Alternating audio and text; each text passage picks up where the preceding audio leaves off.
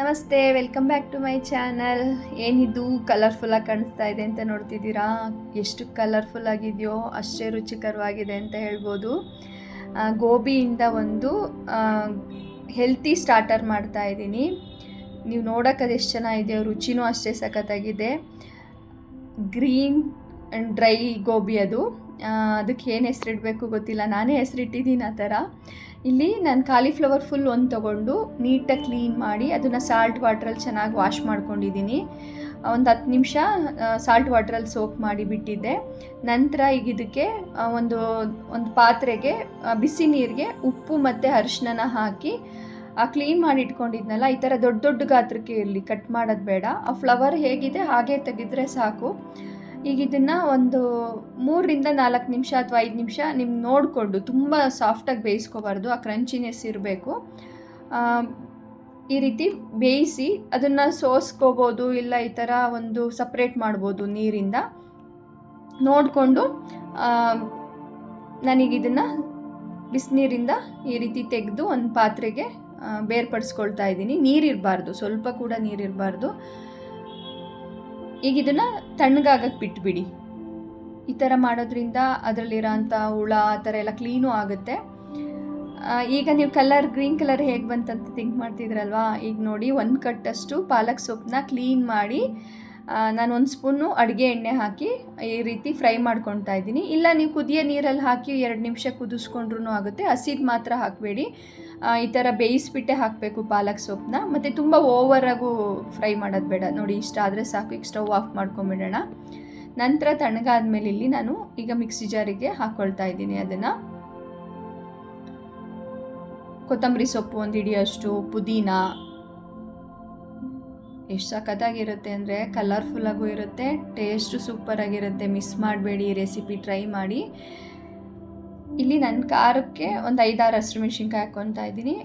ಖಾರವಾಗಿರಬೇಕಿತ್ತು ಸ್ವಲ್ಪ. ನೀವು ನೋಡಿಕೊಂಡು ನಿಮ್ಮ ಖಾರಕ್ಕೆ ಅನುಗುಣವಾಗಿ ಹೆಚ್ಚು ಕಮ್ಮಿ ಮಾಡ್ಕೊಳ್ಳಿ. 1 ಫುಲ್ ಬಿಡಿಸಿರೋ ಅಂತಹ ಬೆಳ್ಳುಳ್ಳಿ, 1-2 ಇಂಚಿನಷ್ಟು ಶುಂಠಿ, ರುಚಿಗೆ ತಕ್ಕಷ್ಟು ಉಪ್ಪು, 1 ಸ್ಪೂನು ಪೆಪ್ಪರು, 1 ಸ್ಪೂನು ಜೀರಿಗೆ ಎಲ್ಲವನ್ನು ಹಾಕಿ ಸ್ವಲ್ಪ ನೀರು ಹಾಕ್ಕೊಳ್ಳಿ, ತುಂಬ ಜಾಸ್ತಿ ಬೇಡ. ಹಾಕಿ ಎಷ್ಟು ನುಣ್ಣಗೆ ಸಾಧ್ಯ ಅಷ್ಟು ನುಣ್ಣಗೆ ರುಬ್ಕೋಬೇಕು.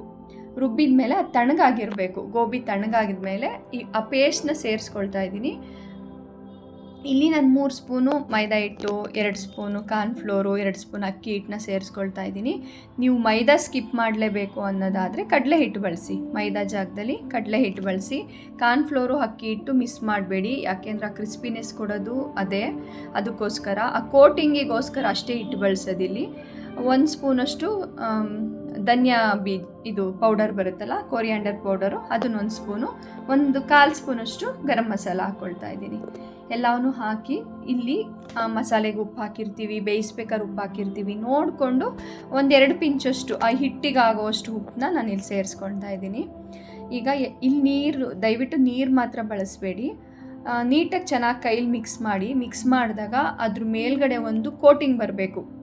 ಪ್ರತಿಯೊಂದು ಗೋಬಿಗೂ ಆ ಕೋಟಿಂಗ್ ಬರಬೇಕು. ಇಲ್ಲೇನಾದ್ರು ಸ್ವಲ್ಪ ತೆಳು ಅನಿಸ್ತಂದ್ರೆ ಹಿಟ್ಟನ್ನು ಇನ್ನು ಸ್ವಲ್ಪ ಹಾಕ್ಕೊಳ್ಳಿ, ಕಡಲೆ ಹಿಟ್ಟು, ಈ ಥರ ಕಾರ್ನ್ಫ್ಲೋರ್, ಅಕ್ಕಿ ಹಿಟ್ಟು. ಬಟ್ ಒಟ್ಟಿನಾಗೆ ತುಂಬ ತೆಳು ಇರಬಾರ್ದು, ಕರೆಕ್ಟು ಕೋಟಿಂಗ್ ಬಂದಿರಬೇಕು ಈ ರೀತಿ. ಹಾಗಂತ ಓವರ್ ಕೋಟಿಂಗ್ ಆದ್ರೂ ಚೆನ್ನಾಗಿರಲ್ಲ.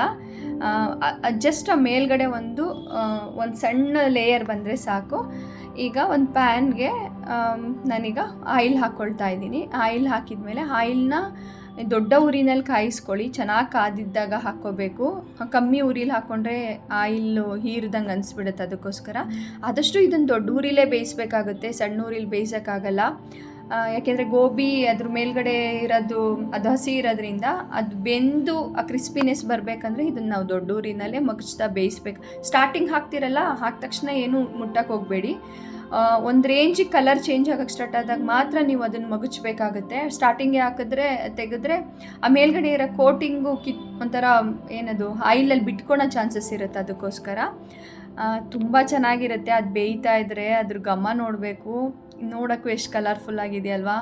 ರುಚಿನೂ ಅಷ್ಟೇ ಕಳೆದೋಗ್ತೀರಾ ಅಂತ ಹೇಳ್ಬೋದು. ಸಖತ್ತಾಗಿರುತ್ತೆ. ಖಂಡಿತ ನಿಮ್ಮೆಲ್ಲರಿಗೂ ಈ ರೆಸಿಪಿ ಇಷ್ಟ ಆಗುತ್ತೆ. ಆದಷ್ಟು ಯಾವ್ದಾರ ರೆಸಿಪಿ ಟ್ರೈ ಮಾಡಿದಾಗ ಪ್ಲೀಸ್ ಕಾಮೆಂಟ್ ಸೆಕ್ಷನಲ್ಲಿ ತಿಳಿಸಿ. ನಮಗೂ ನೆಕ್ಸ್ಟ್ ವೀಡಿಯೋ ಮಾಡೋಕ್ಕೆ ತುಂಬ ಖುಷಿಯಾಗುತ್ತೆ. ಸೇವ್ ಮಾಡ್ಕೊಳ್ಳಿ, ಇಷ್ಟ ಆದರೆ ಆದಷ್ಟು ಶೇರ್ ಮಾಡಿ. ಲಾಸ್ಟಿಗೆ ಚಿಲ್ಲಿ ಮತ್ತು ಕರಿಬೇವನ್ನ ಈ ರೀತಿ ಫ್ರೈ ಮಾಡಿ ಸೇರಿಸ್ಕೊಳ್ತಾ ಇದ್ದೀನಿ. ಈವ್ನಿಂಗ್ ಸ್ನ್ಯಾಕ್ಸು ಊಟದ ಟೈಮಲ್ಲೆಲ್ಲ ಮಾಡ್ಕೋಬೋದು. ಲೈಕ್ ಮಾಡಿ, ಶೇರ್ ಮಾಡಿ, ಹೈಪ್ ಮಾಡಿ. ಮತ್ತೆ ಸಿಗುವ ನೆಕ್ಸ್ಟ್ ವೀಡಿಯೋದಲ್ಲಿ. ಬಾಯ್.